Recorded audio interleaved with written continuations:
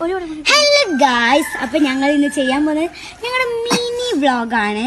അപ്പോൾ കുറച്ച് വിശേഷങ്ങൾ നമ്മുടെ റെസിപ്പി പറയടി. ഞങ്ങൾ കിച്ചൺ സെറ്റ് വന്നത് ഞാൻ പണ്ട് കുറേ ഇന്നലെ തീയൊക്കെ കളിച്ചു കേട്ടോ. പിന്നെ ഞങ്ങൾ ഇന്ന് വെയിലായതാണ് എനിക്ക് കുട ചൂടുന്നത്. ബാക്കി കാര്യങ്ങൾ ഇവിടെ പറയും. മരത്തിനൊക്കെ ആലോചിച്ചിട്ട് വന്നത് ഇപ്പം കൂടെ അവനെ കിച്ചൺ സെറ്റ് അപ്പം ഞാൻ പരിചയപ്പെടുത്തി തരാം കേട്ടോ.